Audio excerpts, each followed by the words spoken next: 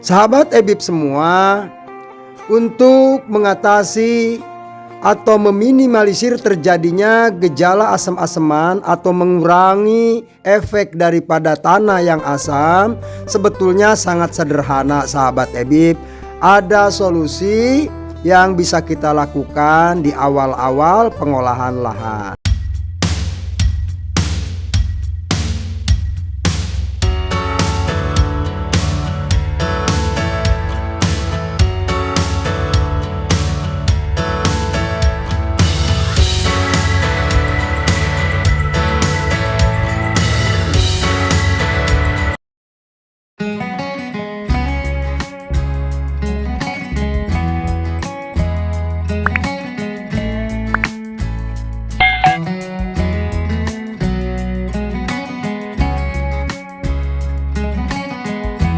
Assalamualaikum warahmatullahi wabarakatuh. Halo sahabat Ebib, selamat berjumpa kembali di channel Eko Budi YouTube Farm, channelnya Inspirasi Petani, channelnya tempat berbagi serta share pengalaman seputar budidaya tanaman padi.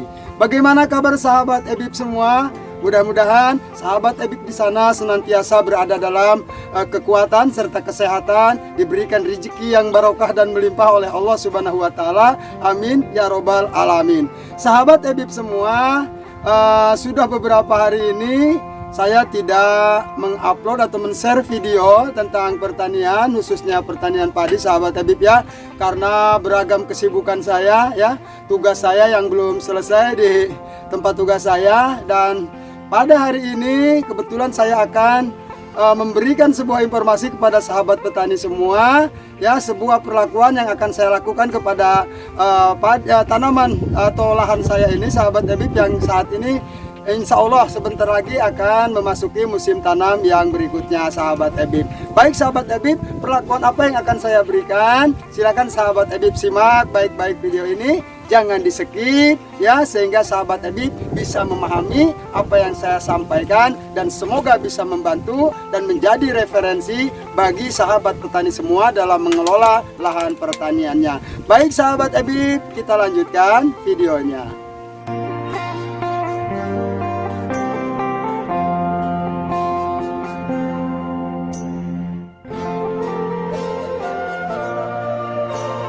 Salah satu permasalahan yang dihadapi oleh para petani padi yaitu terjadinya sulit tumbuh pada tanaman padi yang ditanamnya di masa-masa awal.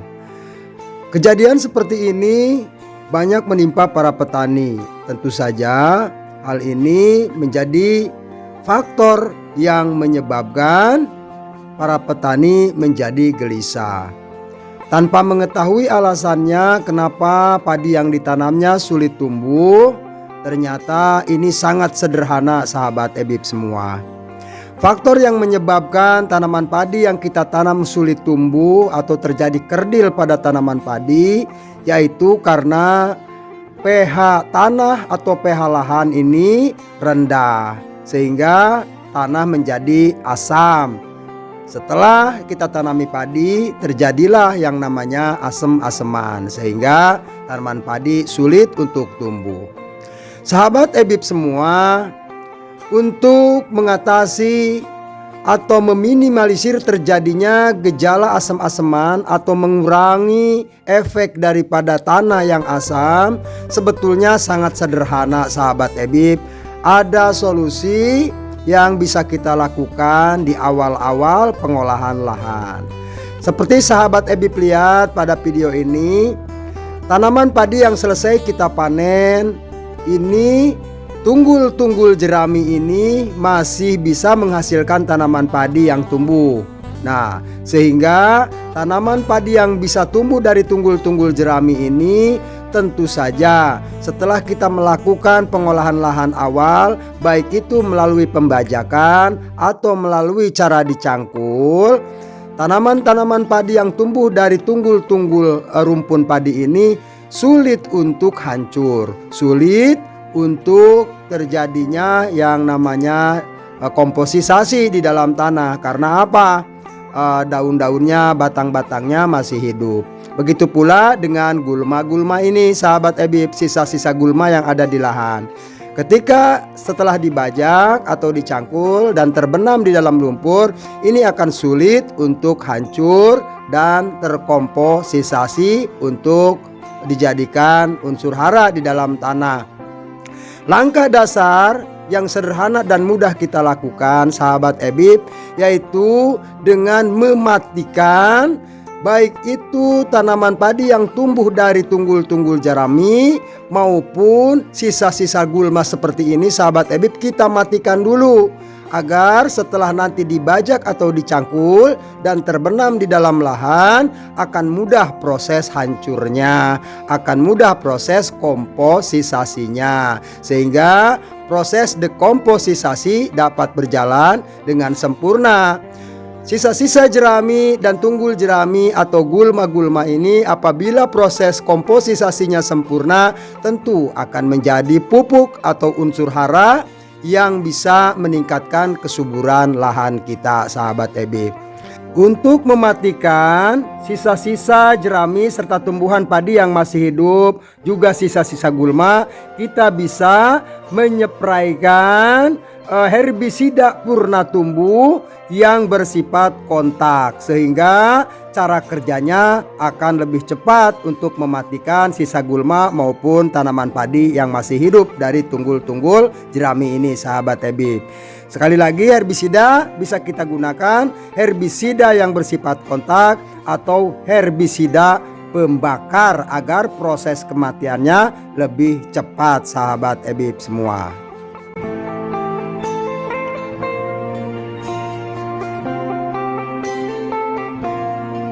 Kemudian herbisida yang seperti apa yang bisa kita gunakan?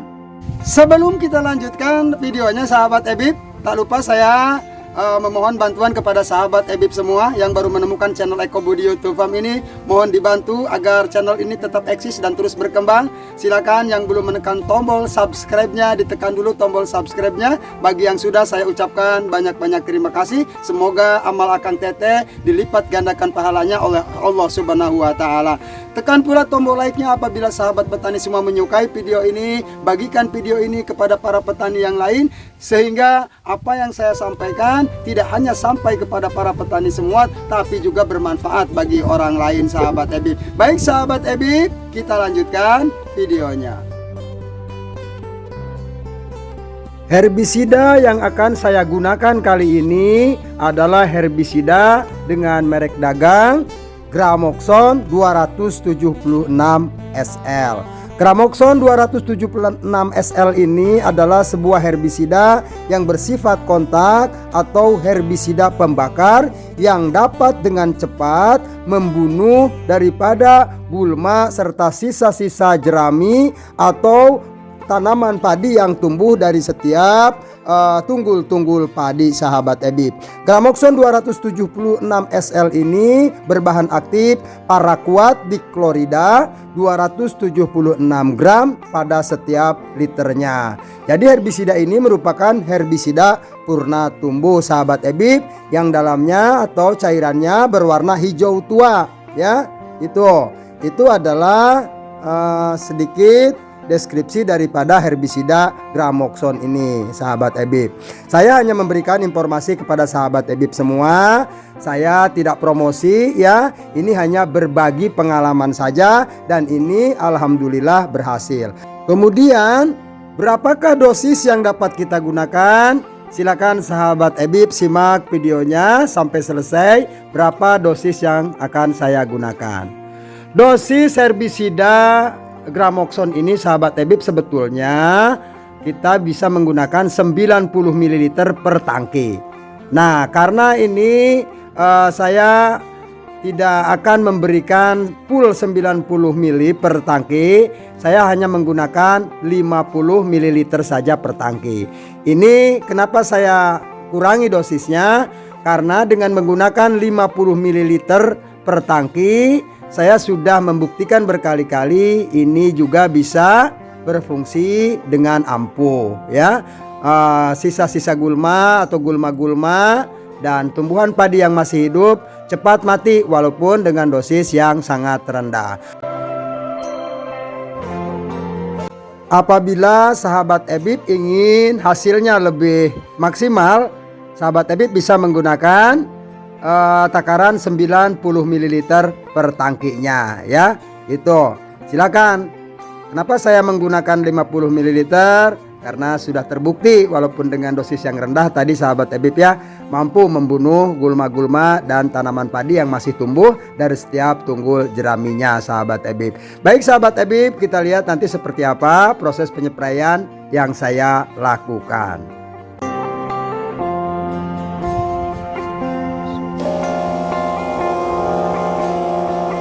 Proses penyepraian herbisida ini saya lakukan di sore hari sahabat EBIB ya.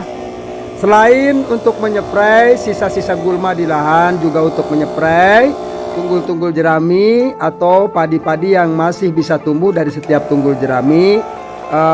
Saya juga ini menyepraikan ke pinggiran ya, pinggiran kotakan sawah, juga menyeprai pematang-pematang.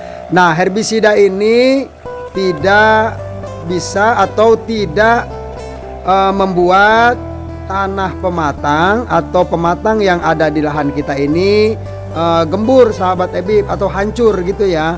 Karena berbeda dengan herbisida yang bersifat sistemik ya. Itu bisa merusak juga pematang kita, pematang. Kalau kita menyeprai menggunakan herbisida sistemik pada pematang, menyeprai rumputnya, itu tanah dari pematang itu akan hancur dan merusak pematang yang sudah kita buat. Tapi Gramoxone ini karena bersifat kontak, tentu saja tidak terlalu meninggalkan residu pada lahan sahabat EBIB semua. Penyepraian herbisida Gramoxone ini bisa kita lakukan sore hari atau pagi hari sahabat EBIB ya. Nah, ini insya Allah hasilnya nanti kita lihat besok hari sahabat EBIB ya. Seperti apa, kita besok lihat hasil daripada penyepraian ini. Apakah gulma-gulma dan tanaman padi yang masih tumbuh ini bisa mati dan mengering. Baik sahabat EBIB, kita lihat hasilnya setelah 1 malam sahabat EBIB ya.